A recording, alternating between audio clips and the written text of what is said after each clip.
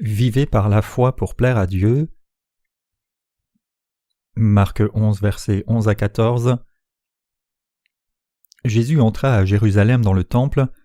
Quand il eut tout considéré, comme il était déjà tard, il s'en alla à Béthanie avec les 12. Le lendemain, après qu'ils furent sortis de Béthanie, Jésus eut faim. Apercevant de loin un figuier qui avait des feuilles, il alla voir s'il y trouverait quelque chose, et s'en étant approché, il ne trouva que des feuilles car ce n'était pas la saison des figues. Prenant alors la parole, il lui dit « Que jamais personne ne mange de ton fruit », et ses disciples l'entendirent. Marc 11, versets 20 à 24. Le matin, en passant, les disciples virent le figuier séché jusqu'aux racines. Pierre, se rappelant ce qui s'était passé, dit à Jésus « Rabbi, regarde, le figuier que tu as maudit a séché. » Jésus prit la parole et leur dit « Ayez foi en Dieu. Je vous le dis en vérité, si quelqu'un dit à cette montagne « Ôte-toi de là et jette-toi dans la mer », et s'il ne doute point dans son cœur, mais croit que ce qu'il dit arrive, il le verra s'accomplir. C'est pourquoi je vous dis, tout ce que vous demanderez en priant, croyez que vous l'avez reçu et vous le verrez s'accomplir. Il est écrit dans le passage des Écritures d'aujourd'hui, « Le matin en passant, les disciples virent le figuier séché jusqu'aux racines. Pierre, se rappelant ce qui s'était passé, dit à Jésus, « Rabbi, regarde, le figuier que tu as maudit a séché. » Jésus prit la parole et leur dit, « Ayez foi en Dieu. Je vous le dis en vérité, si quelqu'un dit à cette montagne, « Ôte-toi de là et jette-toi dans la mer », et s'il ne doute point dans son cœur, mais croit que ce qu'il dit arrive, il le verra s'accomplir. C'est pourquoi je vous dis, tout ce que vous demanderez en priant, croyez que vous l'avez reçu et vous le verrez s'accomplir. » Marc 11, versets 20 à 24. Comme le dit ce passage, Dieu veut que vous ayez foi en lui. Ce que Dieu nous demande à tous, c'est que nos cœurs aient foi en Dieu.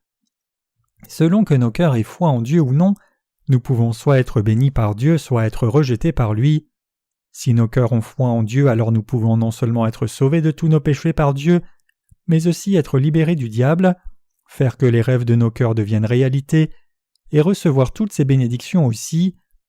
Dieu demande que nous et toute autre personne dans le monde ayons foi en lui. La question la plus cruciale est de savoir si nous avons foi en Dieu ou non. Pourquoi le Seigneur a maudit le figuier sans fruits? Quand notre Seigneur a quitté Béthanie pour aller à Jérusalem, il a vu un figuier de loin et comme il avait faim, il s'est approché de cet arbre pour manger des figues. Mais quand le Seigneur est arrivé là, le figuier n'avait pas de fruits. Il est écrit ici dans la Bible que l'arbre n'avait pas de fruits parce que ce n'était pas la saison des figues. Marc 11, verset 13. Malgré cela, notre Seigneur a dit à ce figuier « Que personne ne mange jamais plus de fruits de toi. » Marc 11, verset 14. Vous ne pensez probablement pas que le Seigneur se soit trompé ici, ne sachant pas que ce n'était pas la saison pour que les figuiers portent du fruit. Les figuiers portent habituellement du fruit qui est récolté du milieu de l'été à l'automne. Leur fruit est très nourrissant et très goûteux. Les figuiers sont nombreux dans les pays comme Israël ou le Japon. Nous ne voyons pas beaucoup de figuiers en Corée cependant, parce que certains Coréens les considèrent comme tabous et donc n'aiment pas qu'il y en ait dans leurs champs. Les feuilles des figuiers sont grandes et larges de la forme d'une grande main. En revenant au passage d'aujourd'hui, quand notre Seigneur est allé vers le figuier, il a vu qu'il n'y avait pas de fruits.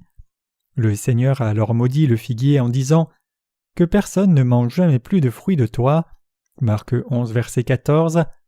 Plus tard, peut-être le lendemain matin, les disciples ont vu que le figuier avait séché et qu'il était mort jusqu'aux racines. Quel genre de cœur Dieu veut-il que nous ayons? Il veut que nos cœurs aient foi dans sa justice. Nos cœurs doivent avoir foi dans la justice de Dieu. Dieu nous dit qu'il maudira quiconque n'a pas foi dans sa justice, tout comme il a maudit le figuier, dans le passage des Écritures d'aujourd'hui. Le Seigneur nous a sauvés par la justice de Dieu, et il nous dit qu'il maudira tous ceux qui refusent de croire dans ce salut. Cela signifie que le fait que nous soyons bénis ou maudits par Dieu dépend de ce que nos cœurs aient foi dans la justice de Dieu. Nous sommes effectivement bénis par Dieu quand nous croyons vraiment dans sa justice.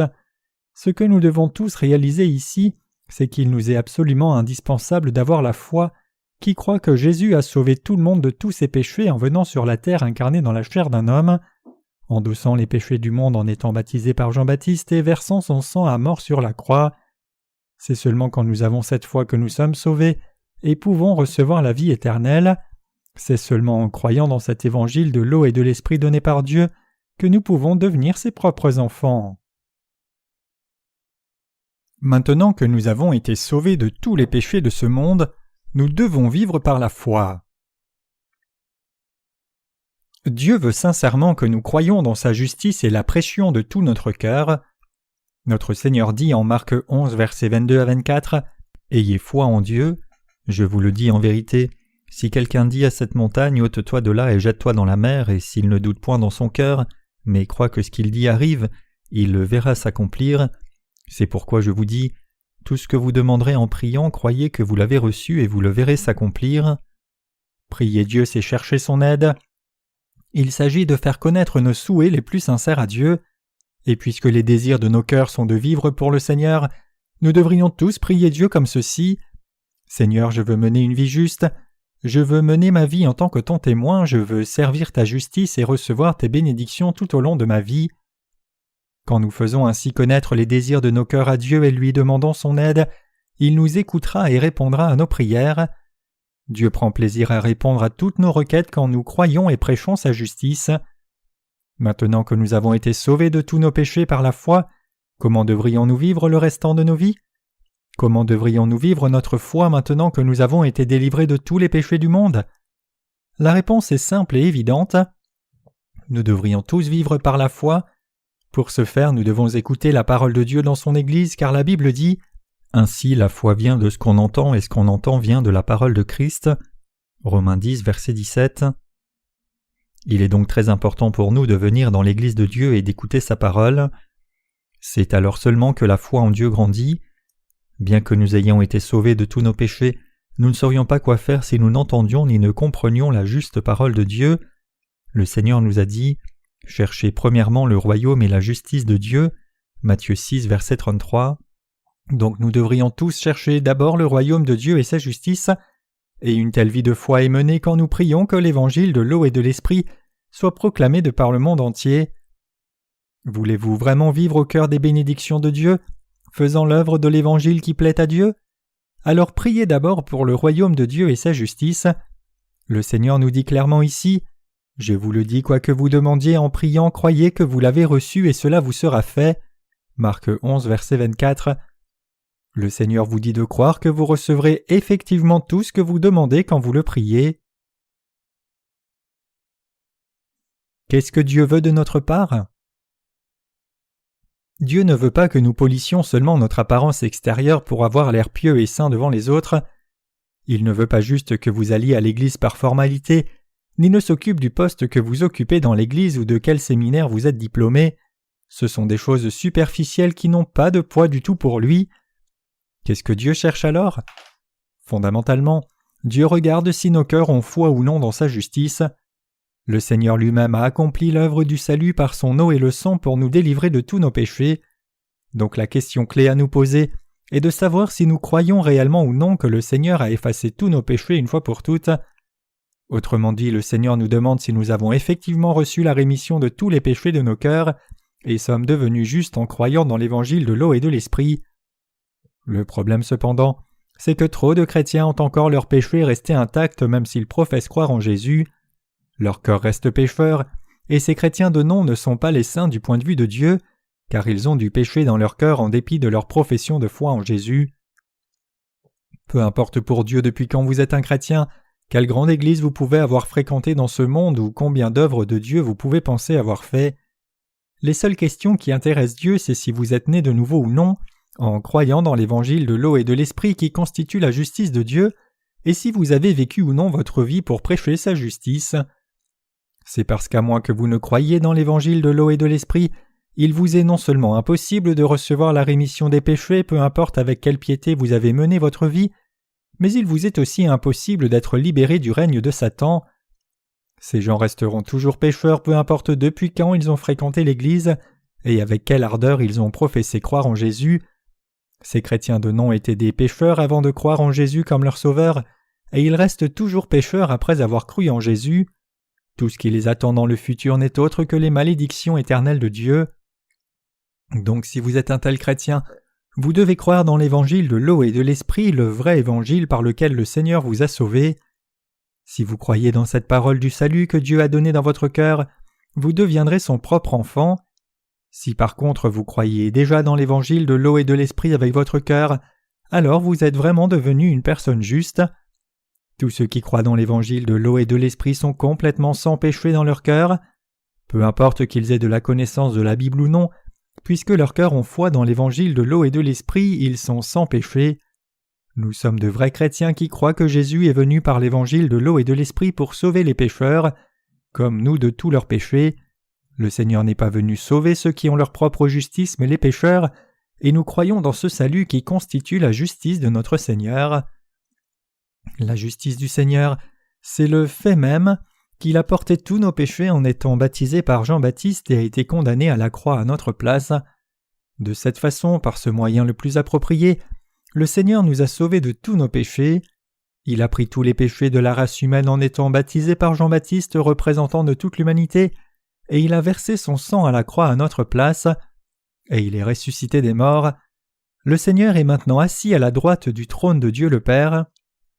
La question pour nous est donc de savoir si nous croyons ou non de tout cœur que le Seigneur nous a sauvés de cette façon.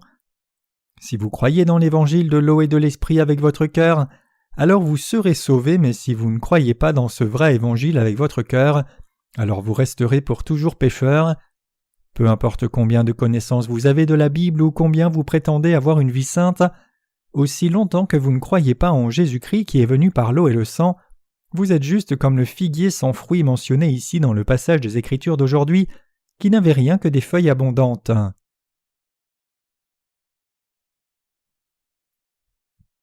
Jésus a porté tous nos péchés par le baptême qu'il a reçu de Jean-Baptiste. Cet après-midi, j'ai eu l'occasion de regarder un film intitulé Ben-Hur qui passait à la télé. Ce film décrit la naissance de Jésus-Christ le Fils de Dieu, montrant comment il est né sur cette terre par le corps de la Vierge Marie pour être incarné dans la chair d'un homme. Quand le bébé Jésus est né, 3 sages de l'Est sont venus le voir conduit par son étoile, et ils lui ont offert de l'or, de l'encens et de la myrrhe. Les bergers des champs sont aussi venus voir Jésus et ont soufflé dans la trompette pour célébrer la naissance du roi. Quoi qu'il en soit, le personnage principal du film est un noble juif nommé Ben-Hur vivant au temps de Jésus, quand Israël était une colonie de l'Empire romain. Ben-Hur avait un ami d'enfance nommé Messala, un citoyen romain qui revient en Israël comme officier commandant de la garnison romaine. Ben-Hur est heureux de voir son ami et l'invite chez lui pour dîner. La sœur de Ben-Hur est amoureuse de Messala, mais maintenant qu'il est officier commandant de la garnison romaine, il ne voit plus la sœur de son ami du même œil qu'il ne le faisait. Bien que Messala ait perdu son intérêt pour la sœur de Ben-Hur, elle continue d'avoir de l'affection pour lui. Plus tard, alors que la famille de Ben-Hur regarde la parade de bienvenue du nouveau gouverneur romain depuis le toit, une huile tombe sur la maison et frappe le cheval du gouverneur.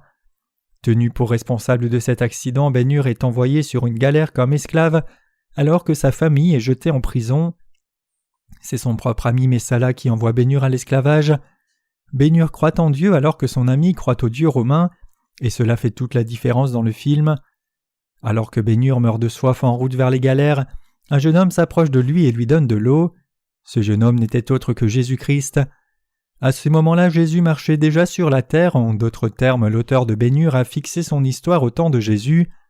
Quoi qu'il en soit, après avoir passé 3 ans comme esclave d'une galère, Ben-Hur sauve le commandant en chef de la marine romaine pendant une bataille, et il est suite à cela adopté par ce commandant.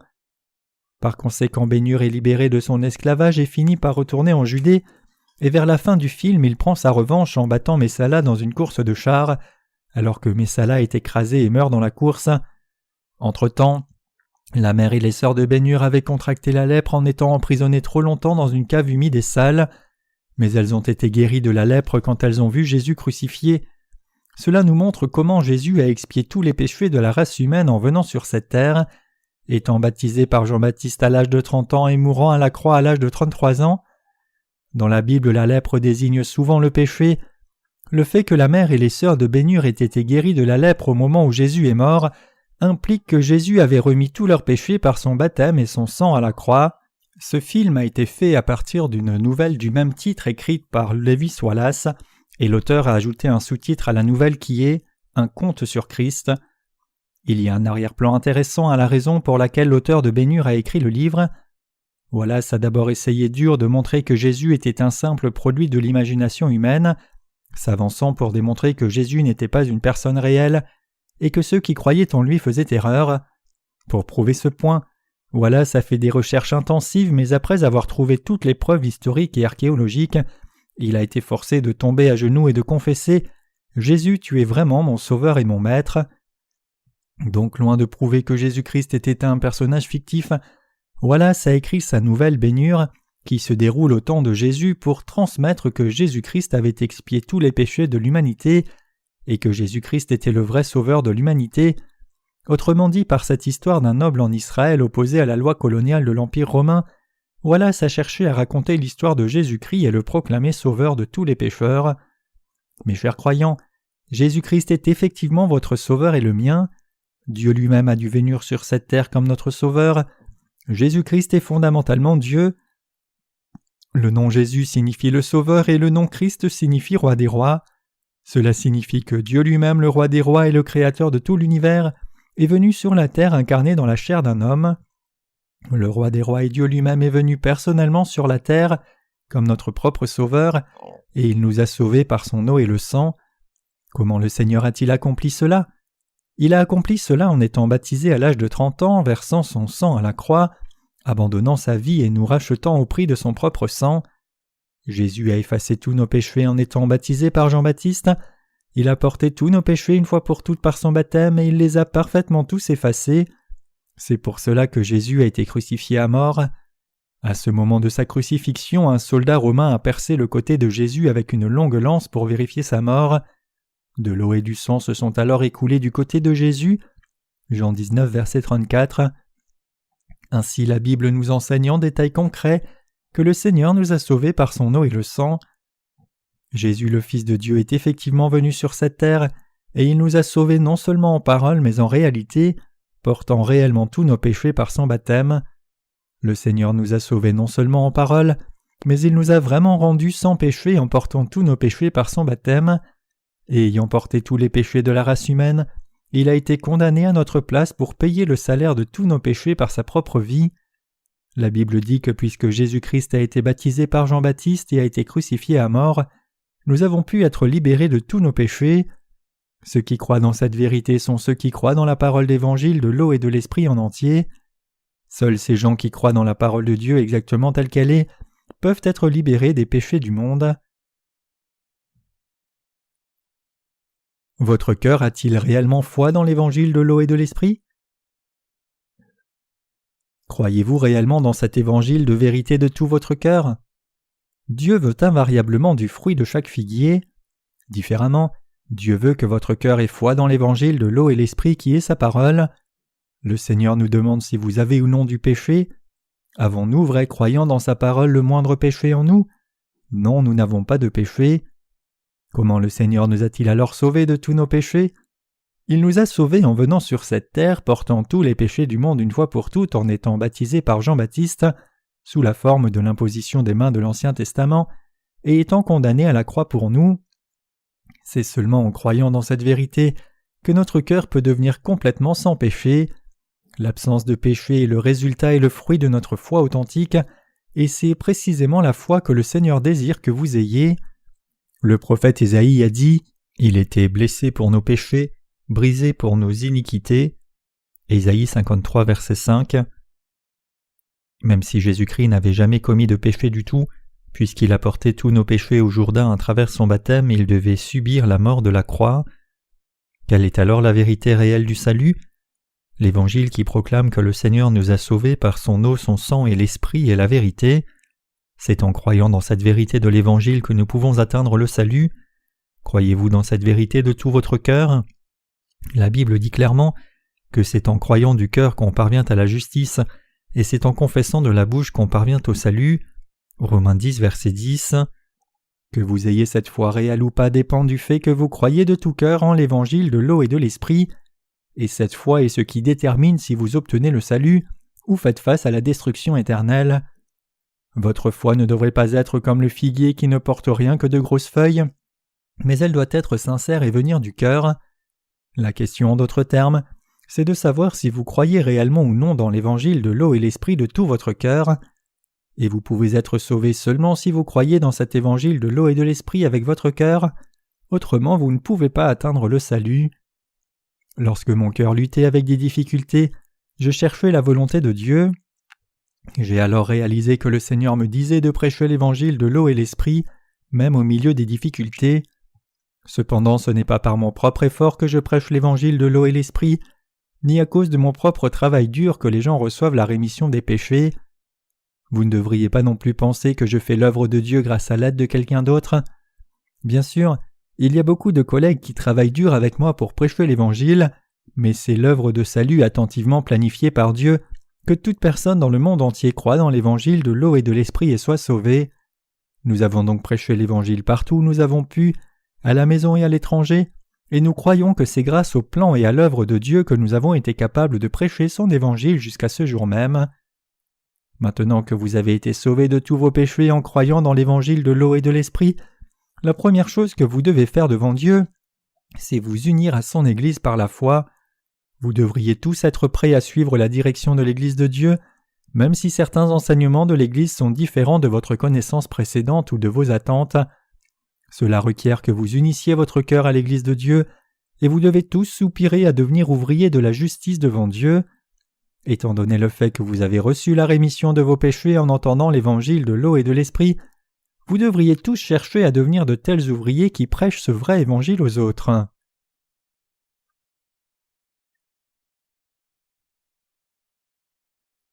Comment les saints devraient-ils mener leur vie? Maintenant que nous avons été sauvés de tous nos péchés en croyant dans l'évangile de l'eau et de l'esprit, comment devrions-nous mener nos vies? Même si nous avons été sauvés du péché et sommes devenus complètement sans péché, nous nous inquiétons encore de la façon dont nous devrions vivre dans ce monde. Auparavant, quand nous avions du péché, nous confessions nos péchés à Dieu et lui demandions de nous pardonner. Mais maintenant que nous n'avons plus de péché, il n'y a plus besoin que nous fassions des prières de repentance. Donc le seul souci que nous devrions avoir, c'est comment gagner notre vie dans ce monde. Cependant, avant de nous inquiéter à ce propos, nous devons d'abord chercher le royaume de Dieu et sa justice. Par la foi, nous devons tous faire ce qui plaît à Dieu. Qu'est-ce qui plaît à Dieu alors? Dieu prend plaisir quand nous servons l'évangile de l'eau et de l'esprit. Comment devrions-nous servir l'évangile de l'eau et l'esprit alors? Pour servir cet évangile, nous devons d'abord unir nos cœurs à l'Église de Dieu et rassembler toutes nos forces. Jusqu'à maintenant, vous pouvez avoir des prières de repentance chaque jour en essayant d'être sauvés de vos péchés et le faire en vain, mais à partir de maintenant, vous devez vivre en vous confiant dans l'évangile de l'eau et de l'esprit et faire l'œuvre de Dieu dans votre vie. C'est la vie que tout homme et femme juste doit vivre. Notre Seigneur a vaincu le monde, il a vaincu le diable, donc nous pouvons aussi vaincre le diable si nous croyons dans la justice du Seigneur. Même le diable n'est pas un souci pour nous. Aussi longtemps que nous croyons dans la justice de Dieu, Satan ne peut pas œuvrer dans nos vies. Même si Satan suscite la peur pour nous menacer, nous pouvons toujours nous tenir face à lui par notre foi dans l'évangile de l'eau et de l'esprit et le repousser en disant « Satan, je t'ordonne au nom de Jésus-Christ de t'éloigner de moi. » Le Seigneur dit « La prière fervente du juste a une grande efficace. » Jacques 5, verset 16.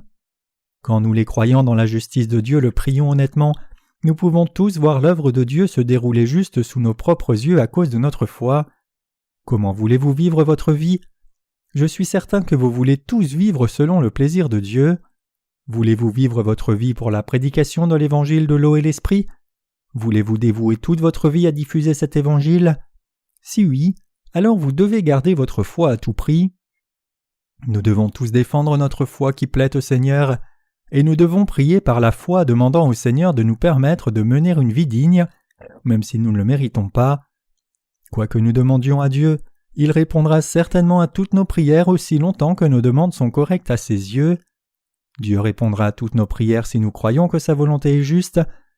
La parole de Dieu dit que si nous avons la foi même petite comme un grain de moutarde, alors si nous disons à la montagne d'être enlevée et jetée dans la mer, cela sera fait. Qu'en est-il de vous alors? Avez-vous dans votre cœur une telle foi qui est petite comme un grain de moutarde comme Dieu veut que vous ayez? Notre Seigneur dit que si nous avions une telle petite foi comme un grain de moutarde, nous aurions pu déplacer même de grandes montagnes. Un grain de moutarde est si petit qu'il est difficilement visible et facilement emporté par le moindre vent. C'est à ce point qu'un grain de moutarde est petit. Cependant, même si notre foi est aussi petite, Dieu répondra à tous les désirs de nos cœurs aussi longtemps que nous prions selon sa volonté plutôt que notre propre volonté. Même si ma foi manque, je crois encore dans la justice du Seigneur, et je suis certain que vous croyez aussi à la justice du Seigneur. Donc même si nous ne sommes pas élevés émotionnellement, si nous prions Dieu de tout notre cœur pour une bonne cause, Dieu répondra certainement à toutes nos prières et accomplira tous nos rêves. C'est la vraie foi qui est absolument indispensable à chacun et à tous les saints. Comme nous avons été sauvés par la foi, à partir de maintenant nous devons tous vivre par la foi selon le plaisir de Dieu. Nous devons tous mener une vie qui plaît à Dieu, prier Dieu de nous bénir pour que nous puissions mener une telle vie, et croire que Dieu va effectivement nous donner la possibilité de mener cette vie. Nous devrions nous confier en Dieu et attendre sa réponse par la foi. Croyez-vous en Dieu? Si oui, alors ayez un rêve digne dans votre cœur premièrement. Accomplir la volonté de Dieu n'est pas quelque chose qui se fait en fonction de nos circonstances, mais c'est réalisé seulement par la foi. La Bible dit que la foi c'est l'assurance des choses qu'on espère. Hébreux 11 verset 1. Cela signifie que si vous avez une espérance sincère dans votre cœur, vous devriez demander cela à Dieu dans vos prières et attendre patiemment sa réponse par la foi, et Dieu accomplira alors certainement cette espérance pour vous. Quel genre d'espérance avons-nous, vous et moi? Nous devrions avoir une espérance juste devant Dieu. Quiconque a été sauvé devrait avoir un rêve digne devant Dieu. Joseph était un rêveur. Un jour, Joseph a vu dans un rêve 11 roseaux se tenir debout puis s'incliner devant son roseau. Il a alors dit ce rêve à son père et ses frères. Ses frères ont été offensés par cela en se demandant « Il dit que nous allons tous nous incliner devant lui alors qu'il est beaucoup plus jeune que nous. » Alors ils ont vendu Joseph à des marchands nomades sans en parler à leur père. Mais qu'est-il advenu du rêve de Joseph? S'est-il vraiment réalisé? Il s'est effectivement accompli exactement comme Joseph l'avait rêvé. Plus tard, Joseph est devenu le gouverneur de tout le pays d'Égypte. Quand une famine sérieuse a frappé l'Égypte et toutes les régions alentours, les frères de Joseph sont venus en Égypte pour acheter du grain, et ils se sont tous inclinés devant lui parce qu'il était le gouverneur d'Égypte. Son rêve est devenu réalité. Comme Joseph, tous les gens sauvés devraient avoir un rêve digne. Quand je suis né de nouveau, j'ai rêvé de prêcher l'Évangile dans le monde entier. Avant que je ne sois né de nouveau, je croyais seulement au sang de la croix et donc je restais toujours pécheur. Cependant, j'ai connu l'Évangile de l'eau et l'Esprit par la parole écrite de Dieu, et je lui ai cru de tout mon cœur. Après être ainsi né de nouveau, la toute première chose que j'ai demandé à Dieu dans mes prières était de me permettre de prêcher son Évangile. Donc j'ai dit à Dieu dans ma prière, « Seigneur, les gens dans le monde entier n'ont pas ce vrai évangile de l'eau et l'esprit. Donne-moi la force et ouvre-moi la voie pour que je puisse prêcher ton évangile de par le monde entier. » Comment pouvais-je prier comme cela alors que je venais tout juste d'être sauvé? Quelle foi et quelle puissance avais-je donc à ce moment-là? Mais j'étais quand même tellement plein d'ambition pour le Seigneur que dès lors j'ai été sauvé, la première chose que j'ai demandé à Dieu était de me permettre de diffuser son évangile dans le monde entier, et Dieu a fait que mon rêve devienne réalité. Qu'en est-il de vous? Quelle était la toute première espérance qui est apparue aussitôt que vous avez été sauvés de vos péchés en croyant dans l'évangile de l'eau et l'esprit? Avez-vous espéré faire l'œuvre de Dieu, recevoir ses bénédictions et vivre votre foi pour une cause si belle et digne? Ou avez-vous juste voulu mener une vie confortable pour gratifier votre propre chair? Quel est le rêve de votre cœur maintenant? Vous devez avoir un rêve vraiment digne et beau, même si vous pensez que c'est impossible dans vos circonstances actuelles. Vous devez croire en Dieu de la bonne façon. Vous devez avoir de l'espérance devant Dieu. Quiconque n'a pas d'espérance est un homme mort.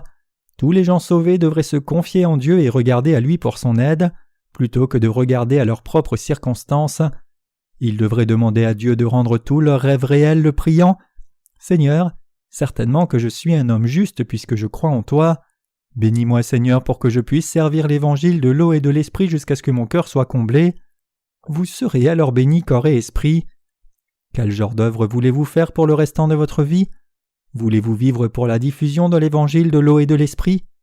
Ne dites pas que vous allez prêcher l'évangile seulement si vos circonstances vous permettent de le faire. Dites à Dieu comment vous voulez mener votre vie, et priez Dieu et demandez-lui son aide.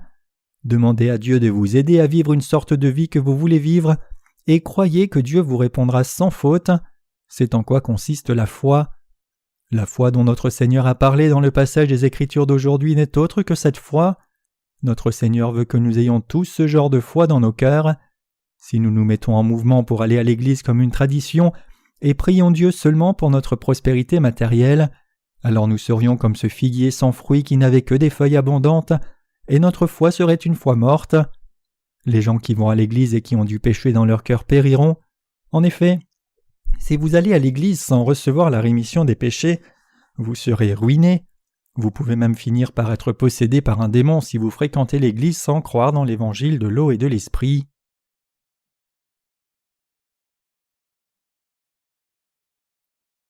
Satan, notre ennemi. Je voudrais partager avec vous mon témoignage personnel sur la façon dont j'étais possédé d'un démon auparavant. Dans mon passé, quand je ne connaissais pas l'évangile de l'eau et de l'esprit, j'étais possédé par un démon. Ce démon chuchotait dans mes oreilles et m'accusait sans cesse de mes péchés. Je détestais cela, mais je ne pouvais pas échapper à ce démon. Il me suivait partout où j'allais, me tourmentant avec la même accusation encore et encore. Même quand j'ordonnais au démon de me laisser tranquille, c'était en vain. Ce démon était si embêtant que lorsque je faisais la moindre erreur par mes faiblesses, il me condamnait pour cela. Finalement, ma situation s'était tellement détériorée que j'étais fatigué de tout. J'ai commencé à avoir peur de rencontrer quelqu'un, et j'étais incapable de prier Dieu même si j'essayais. Ma vie était complètement misérable. Le démon essayait alors de me conduire au suicide. Il chuchotait à mes oreilles qu'il vaudrait mieux pour moi que je meure plutôt que de vivre une vie si mauvaise. Personne ne connaît mes péchés et mes faiblesses, même pas mes proches. Qui les connaissait alors ? Je les connaissais très bien et le diable les connaissait aussi. Donc le diable me rendait fou en m'accusant de mes péchés. Quand j'entendais l'évangile de l'eau et l'esprit, le diable me visitait encore et me tourmentait. Puis un jour j'ai décidé de mener un combat. Je me suis résolu à combattre le diable à tout prix, peu importe ce qui m'arriverait. Auparavant, j'admettais tout de suite mes péchés lorsque j'étais accusé par Satan. Quelques accusations que le diable m'envoyait, je les acceptais tous. Mais un jour j'ai refusé de céder aux accusations de Satan. Même si Satan n'était pas visible à mes yeux, il me rendait fou dans ma tête. Donc j'ai gravi une montagne proche déterminée à régler la question de Satan une fois pour toutes. Et là j'ai dit au diable, « Aujourd'hui nous allons combattre une fois pour toutes. Si je perds, je sauterai de cette montagne pour mourir, mais si tu perds, tu resteras loin de moi pour toujours et ne m'embêteras plus. » Jésus a été baptisé par Jean-Baptiste pour porter mes péchés, et il a versé son sang à la croix pour moi. Il a été condamné et mis à mort pour mes péchés à ma place. Je suis donc sans péché. Donc je t'ordonne au nom du Seigneur Jésus-Christ, arrière de moi Satan. À ce moment-là, le diable s'est soumis et il est parti. J'ai cru la parole du Seigneur selon laquelle il avait expié tous mes péchés avec son eau et le sang. J'ai ainsi reçu la rémission de mes péchés. Une fois que j'ai cru en cette parole, aucun démon ne pouvait rien me faire. Il n'y avait plus aucun péché restant dans mon cœur. Qui serait alors venu dans ce cœur sans péché qu'était le mien ? Le Saint-Esprit était venu dans mon cœur et y demeure. Et le Saint-Esprit rend toujours témoignage de l'évangile de l'eau et de l'esprit en me disant « Oui, tu es effectivement sans péché. Jésus a été baptisé pour toi. Il a été crucifié, il est mort pour toi et il a été condamné pour toi. Tous tes péchés ont été transférés sur Jésus quand il a été baptisé, donc tu n'as plus aucun péché. » Ainsi le Saint-Esprit dans mon cœur rend témoignage de l'Évangile qui atteste que ma foi est juste. Une fois que vous êtes né de nouveau, ce n'est rien de plus qu'un mal de tête que d'écouter ou lire des sermons prêchés par quelqu'un qui n'est pas né de nouveau. Vous tomberez une fois encore dans la confusion. Bien que Satan ne puisse plus venir dans nos cœurs, il peut toujours nous tourmenter de l'extérieur. C'est pour cela que l'Église de Dieu vous est indispensable. C'est parce que c'est de l'Église de Dieu que la foi jaillit quand vous écoutez la vraie parole de Dieu, et vous pouvez vous lever contre Satan et le vaincre. Le diable ne peut plus venir en nous. Bien que nous soyons nés de nouveau, Satan peut encore essayer de nous conduire vers de faux prophètes pour que nous ne soyons pas en mesure de nous nourrir de la vraie parole de Dieu. Le diable peut nous faire cela. Bien qu'il ne puisse pas nous conduire en enfer, il peut encore essayer de nous attirer hors de l'Église et causer beaucoup de troubles et de souffrances pour nous. C'est précisément pour cela que nous devons demeurer dans l'Église de Dieu où le peuple de Dieu né de nouveau est rassemblé pour l'adorer. Dans cette Église de Dieu, chaque dirigeant, chaque pasteur, chaque évangéliste et chaque saint est un croyant né de nouveau. Lorsque quelqu'un qui n'est pas né de nouveau vient à l'Église, l'évangile de l'eau et de l'esprit est prêché à cette personne pour qu'elle naisse aussi de nouveau. L'Église de Dieu est donc absolument indispensable pour nous tous qui sommes nés de nouveau. Vous devez aussi prêcher l'évangile de l'eau et de l'esprit aux membres de vos familles, et prier Dieu pour eux et lui demander de les sauver aussi. Dieu lui-même agira alors pour vous. Tout ce que nous devons faire, c'est prêcher l'évangile de l'eau et de l'esprit. Mes chers croyants, maintenant que vous êtes vraiment nés de nouveau en croyant dans sa parole, si vous demeurez dans l'Église de Dieu et écoutez sa parole attentivement, alors votre foi grandira et vous serez non seulement libérés de l'oppression de Satan, mais vous vivrez aussi dans les bénédictions de Dieu. Alors que votre âme grandit dans la parole de Dieu et dans sa sainte Église, et alors que votre vie est également conduite par sa direction, pour offrir votre vie entière à cause de l'Évangile de Dieu, vous recevrez des bénédictions abondantes de Dieu et serez aussi libérés du joug du diable. Cependant, si vous continuez de vous asseoir dans une église dont les membres ne sont pas nés de nouveau après que vous ayez été sauvés, lisez un livre qui est écrit par quelqu'un qui n'est pas né de nouveau, ou écoutez un sermon prêché par ces faux prophètes, vous tomberez de nouveau dans la confusion et ferez face à une lutte immense. Votre pensée sera toute confuse, tout comme la terre était informe et vide et les ténèbres couvraient la surface de l'abîme avant que Dieu n'ait créé la lumière dans cet univers. Genèse 1, verset 2. Vous ne serez pas capable de discerner la vérité des mensonges. Êtes-vous né de nouveau en croyant dans l'évangile de l'eau et l'esprit? Croyez-vous réellement dans cet évangile? Puisque nous croyons dans l'évangile de l'eau et de l'esprit, nous devons tous avoir un beau rêve du point de vue de Dieu et lui demander de nous aider à vivre une vie juste. Et nous devons croire sans faute que Dieu répondra à toutes nos prières et requêtes. Si nous croyons en Dieu, tout arrivera exactement comme nous l'avons cru. Toutes nos prières ne seront peut-être pas exécutées tout de suite, mais si nous attendons patiemment en nous confiant en Dieu, il répondra à toutes nos prières en son temps. Si nous avons un rêve digne dans nos cœurs, et que nous prions Dieu d'accomplir ce rêve pour nous, confiant qu'il nous répondra, Dieu nous répondra alors effectivement en son temps. Peut-être que cela prendra 1 mois, plusieurs mois, même 1 an, mais Dieu nous répondra sûrement, c'est ainsi que Dieu agit dans nos vies. Beaucoup de faux prophètes qui ne sont pas nés de nouveau disent que si vous donnez beaucoup d'argent à Dieu, vous serez béni et deviendrez un homme riche, mais ce n'est rien qu'un mensonge. À moins que vous ne croyiez en Dieu de tout votre cœur, vous n'avez vraiment rien à voir avec Dieu, vous devez croire en Dieu d'un cœur sincère. Comment croyez-vous en Dieu alors? Croyez-vous réellement de tout votre cœur que Jésus-Christ est le Sauveur qui vous a délivré par son eau et le sang? Quand nous croyons en ce Sauveur de tout notre cœur, Dieu vient vers nous et demande à voir le fruit du salut en nous. Tout comme Jésus a cherché quelque chose à manger sur ce figuier, nous pouvons alors lui montrer notre foi en disant « Voilà Seigneur, je connais et je crois dans ta parole de tout mon cœur, voici ma foi. » Le Seigneur nous dira alors « Je vois que tu as la foi qui t'a sauvé, mais as-tu aussi la foi qui croit que je répondrai à toutes tes prières ?» Nous pouvons alors lui dire « Oui Seigneur, j'ai cette foi en toi même si elle est petite comme un grain de moutarde. » Et nous pouvons offrir cette foi comme un fruit pour lui. Un figuier ne porte pas un seul fruit, chaque branche porte des fruits, mais à la différence de beaucoup d'autres arbres fruitiers qui portent du fruit après avoir fleuri, le figuier porte du fruit directement sur les bourgeons sans fleurir. En fait, bien qu'une figue soit communément considérée comme un fruit, c'est en fait un ensemble qui contient de petites fleurs à l'intérieur. Nous pouvons voir ces petites semences quand la figue mûrit et s'ouvre pour les révéler. Donc quand vous mangez une figue, vous mangez en fait ses pétales et ses graines. Il y avait un très grand figuier derrière notre bâtiment d'église. Si vous arrachiez une branche et la plantiez dans votre jardin, elle aurait pris racine et poussé pour faire un nouvel arbre entier. C'est plutôt facile de planter un figuier. Tout ce que vous avez à faire, c'est couper une branche et la planter en terre et elle grandira pour faire un figuier.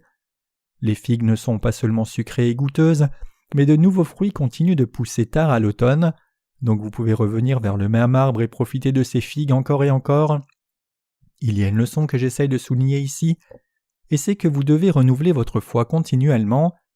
Vous devez avoir une nouvelle espérance dans votre cœur, faire connaître cette espérance à Dieu, demander son aide et croire que Dieu répondra à vos prières et comblera cette espérance, et vous devez toujours maintenir cette foi.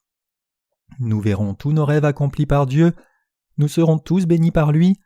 C'est ce que toute vie de foi implique. Bien que vous soyez né de nouveau, ne pensez pas que c'est la fin de votre vie de recherche de la vérité. Après tout, vous devez encore avoir un rêve dans votre cœur. Je suis certain que nous avons tous une sorte de désir ou un autre, que ce soit matériel ou spirituel, et je suis aussi certain que nous espérons tous mener une vie juste et recevoir beaucoup de bénédictions de Dieu. Faites connaître vos rêves à Dieu, priez Dieu et demandez son aide. Croyez que Dieu rendra chaque rêve réel et vivez votre foi unie à l'Église. Dieu comblera alors tous vos besoins en abondance selon son temps.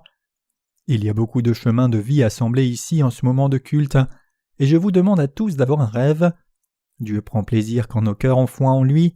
Nous devrions donc nous confier en Dieu, le prier et croire que cette prière sera exaucée. Quand nous avons ainsi cette foi invariable que Dieu va nous répondre sans faute, il se réjouit et répond effectivement à nos prières à cause de cette foi. Croyez-vous cela? Je le crois aussi. Comment voulez-vous vivre le reste de votre vie? Voulez-vous servir Dieu dans votre vie comme son ouvrier juste? Si oui, à partir de maintenant, vous ne devriez plus vivre pour servir le diable ou les gens de ce monde, mais vous devriez désirer servir Dieu, prêcher son évangile et recevoir ses bénédictions pour le corps et l'esprit en tant que son serviteur. Voulez-vous vivre une telle vie? Si votre cœur désire vivre ce genre de vie, alors Dieu vous bénira certainement pour mener une telle vie. Priez Dieu et faites-lui connaître votre requête, car toutes vos espérances et rêves deviendront alors réalité. Amenez tous les désirs de votre cœur à Dieu dans la prière. Vous pouvez alors tous vivre le genre de vie que vous voulez vivre par la foi. Alléluia, gloire à Dieu.